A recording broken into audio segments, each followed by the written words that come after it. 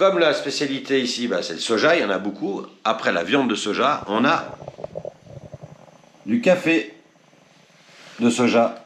Et bah, ça ressemble un peu à de la chicorée.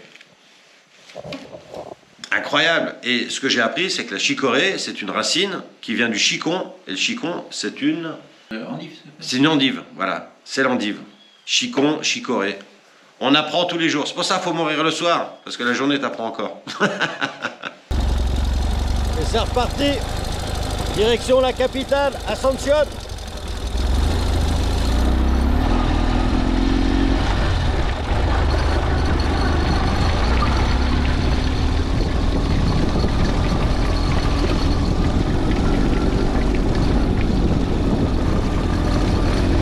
Je quitte l'hacienda. Évidemment, il faut beaucoup rouler, hein. On va rejoindre un point culminant qui s'appelle le Belvédère, je crois. Et c'est incroyable, regarde.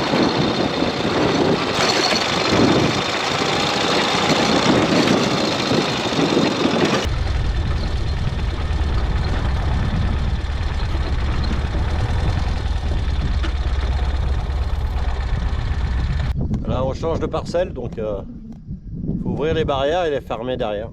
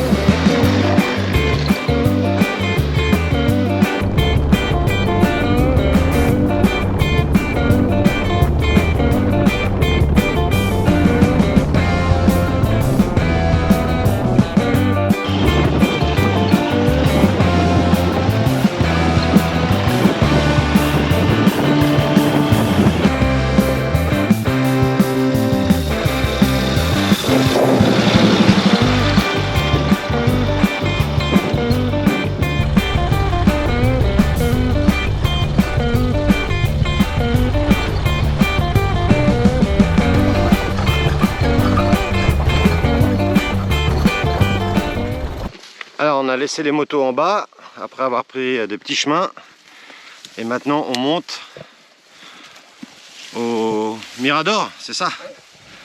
Au Mirador, donc c'est le point le plus haut de la région et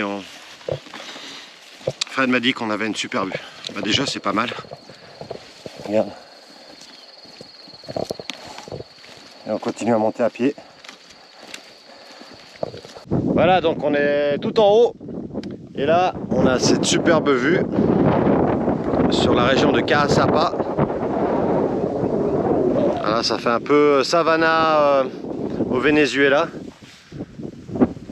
Et là, on retombe là derrière, dans la région de Itapúa. La terre rouge. Où j'étais chez Tony. La terre rouge. Oui, chez moi aussi. Ouais, ouais. Voilà, Fredo. Ben, c'est ici qu'on va se laisser. Merci encore pour tout. Et bah, on continue. On va aller maintenant vers la capitale, Asunción. Ciao. Allez, bon voyage.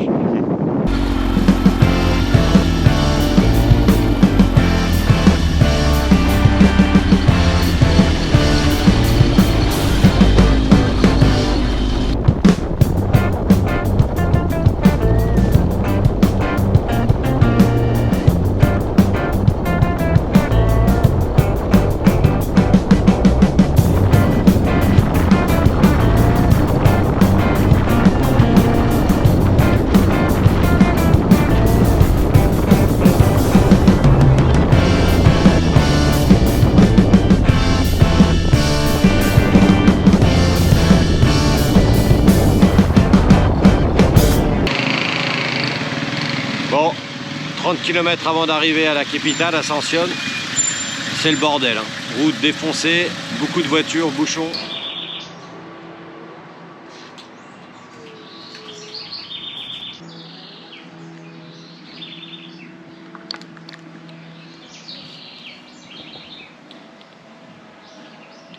Ah, le maté c'est très important. Et le maté. Alors, je vous présente mon copain, mon fan de Buenos Aires, qui, quand j'étais au Dakar 2009, il était venu voir le spectacle du Dakar. Et le dernier jour, avant que je rentre dans le parc fermé à Buenos Aires, il était là, tout seul, sans appareil photo.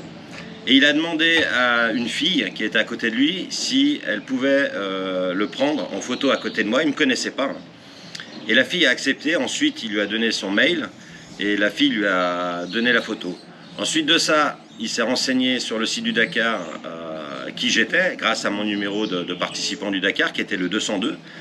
Et il m'a envoyé la photo et depuis, on a gardé contact.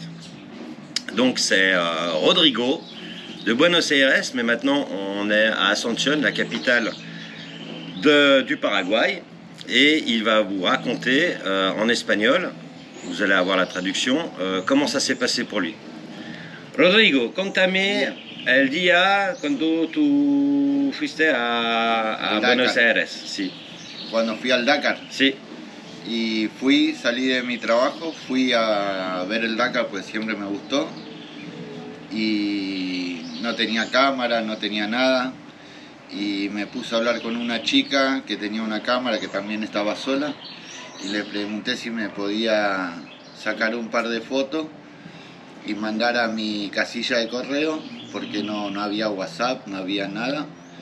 Y me dijo que sí, y me dijo, ahí viene una moto, y junto toda la gente siempre paraban en el semáforo y se juntaban. Y cuando yo hice seña para la foto y vos me dijiste que sí, la gente se abrió y quedé yo solo. Ahí me saqué la foto y después saqué con otra gente, pero todos juntos, no. Fue ese el momento que cuando yo me acerqué la gente se abrió y quedamos los dos solos. Y después la chica me mandó al tiempo, me mandó la foto y yo por la foto te busqué por internet. Después me metí en la lista porque no sabía cómo buscar y cuando encontré el nombre te invité, te mandé la foto en Facebook y te mandé la invitación. Y bueno, y así empezó una amistad de 15 años por redes hasta que hoy, después de 15 años, nos pudimos ver y compartir un montón de cosas. Ouais. Alors Rodrigo, il est mécanicien, mécanique Mécanique moto. de moto. Il est mécanicien moto. C'est un fan de moto, de Dakar, de MotoGP. Et on peut voir, regardez ces tatouages. Los tatous. Donc on a le numéro de Rossi et regardez ce qu'il a fait. Ouais. Non, le Dakar. Regardez, il s'est tatoué le siège du Dakar et il a mis mon numéro. Non mais incroyable. J'ai un fan sur la terre et c'est Rodrigo. Uno, el único. ¿Y los otros qué es? Aquí es el circuito de cuál país? Terma de Riondo, ¿Dónde es? Santiago del Estero, Argentina. Argentina, voilà, le circuit Y d'Argentine. después, bueno, Les vitesses. el enduro del verano. Sí. Y bueno, y después Casco, la bujía. pasión, y falta terminar, pero todavía falta. Voilà, alors Rodrigo, comme ça m'a vraiment touché parce que les tatouages c'est vraiment personnel quoi. Quand il m'a envoyé la photo de son tatouage, je me suis dit, moi, dans un premier temps, je lui ai dit mais il est fou, mais c'est un vrai passionné. Et ça m'a vraiment touché. Donc, Rodrigo, je vais te faire un cadeau et je vais t'offrir l'une de mes 2 vestes que j'ai utilisées lors du Dakar. Elle est dans son état originel, hein. Voilà, un regalo para ti. Muchas gracias. Eh. Vamos Ça- a poner.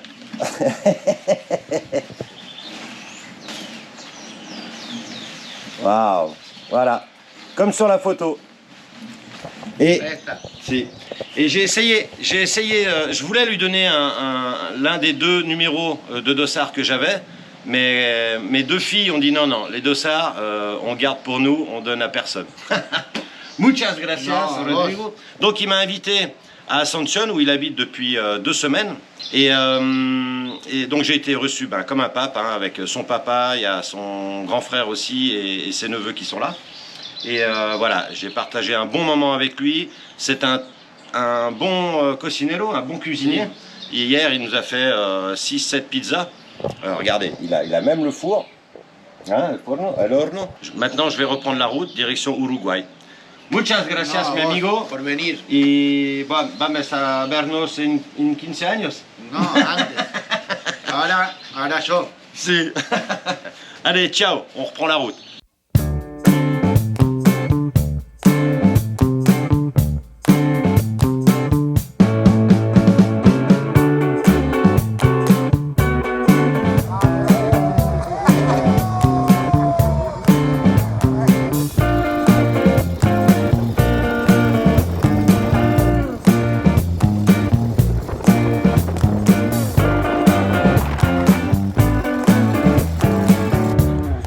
Hey Rodrigo, ¿cómo va a abrir tu botella? Mural, gracias. Voilà, j'ai quitté Rodrigo et sa famille et je vais en direction de la frontière avec l'Argentine pour me rendre en Uruguay.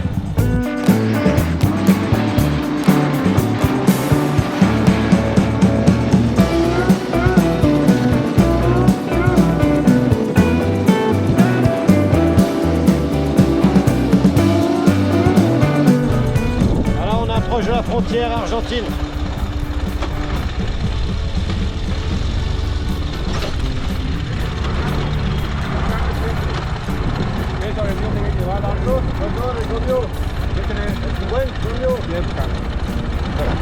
Voilà, donc j'ai changé mes guaranis.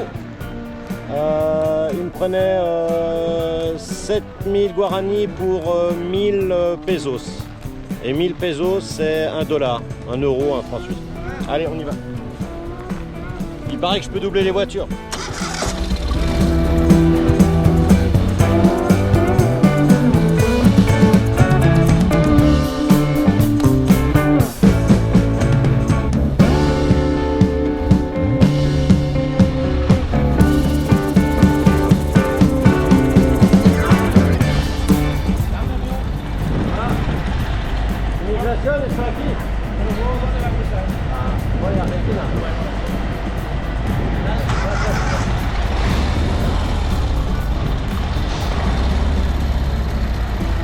Bon alors, il y a les deux douanes qui sont côté argentin.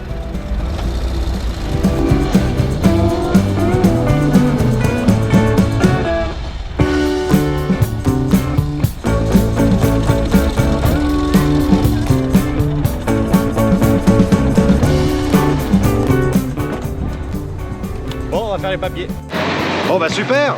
Alors, les deux administrations Paraguay et Argentine se trouvent côté argentin. Donc une demi-heure, aucun problème, tous souriants, super sympa. Et maintenant on reprend la titine et puis bienvenido a Argentina. Bienvenue en Argentine.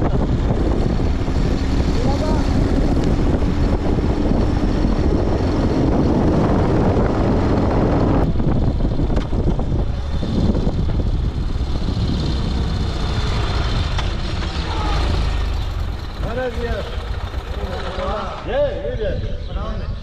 Al final del mundo. ¿Podemos sacar una foto? Sí, sí. Pero tiene que salir para aquí yo subo. ¿Tienes dinero?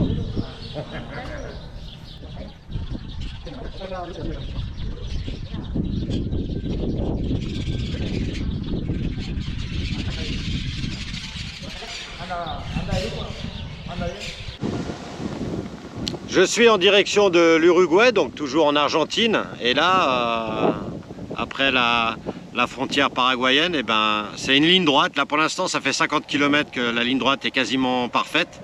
Et ça continue. Regarde.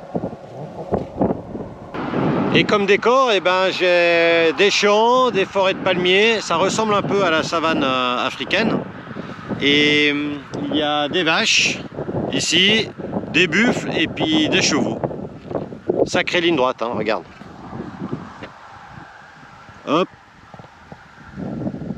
Et direction Uruguay. Allez, je t'emmène faire un tour là-haut. Tu vas te rendre compte.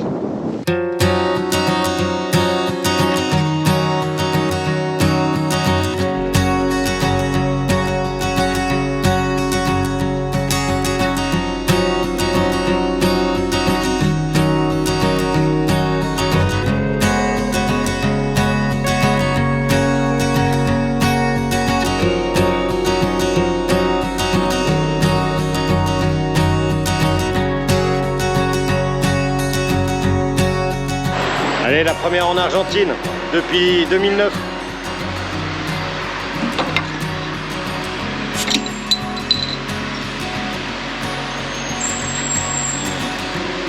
Je sens que l'Argentine, ça va être pas mal aussi. Alors c'est assez flagrant, dès que j'ai passé la frontière, dès que je me suis retrouvé en Argentine, les gens réagissent énormément. Donc ils viennent très facilement vers moi. Les voitures, toutes les 2-3 voitures, ça klaxonne, ça fait des appels de phare. Alors je dis pas que dans les autres pays c'était moins, mais ici ils viennent très facilement pour discuter de la moto et du voyage. Ouais. Bon, je viens de passer un point de contrôle de la police argentine. Donc il y avait 3 gars, il y en a 2 super sympas, etc. Puis forcément je tombe sur l'abruti qui me demande d'ouvrir mon panier. Alors bon, je dois enlever le cadenas, enlever le câble. Je lui précise que je suis un voyageur et non pas un trafiquant. Enfin bref. Alors, chose que je peux comprendre, il fait son métier. Hein. Une fois que j'ai enlevé la bâche, donc la première chose qu'on voit, c'est mon sac à dos où j'ai mon ordinateur et tout ce qui est électronique, et mon gros sac hermétique où j'ai mes habits. Putain, le mec, il a même pas ouvert les sacs, etc. Il m'a dit, ok, c'est bon, tu peux refermer.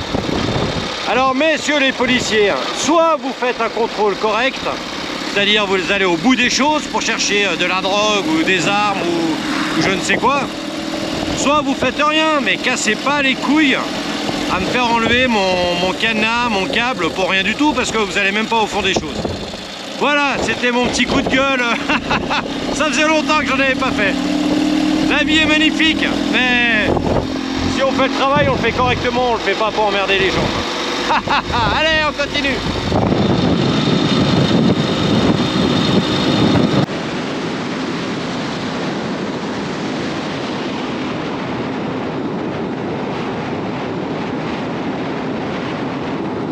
Je quitte Resistencia à 8 h du matin. Bon, on n'est pas guetté par le temps parce qu'il y a du brouillard. Et je trouve de la 98, de la 98. Ça, c'est top. On va prendre de la puissance.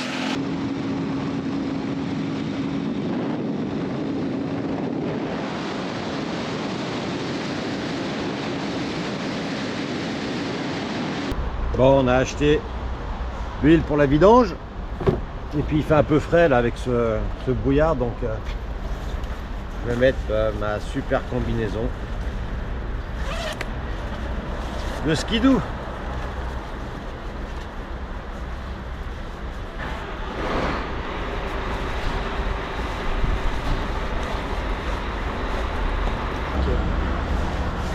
Nickel chrome.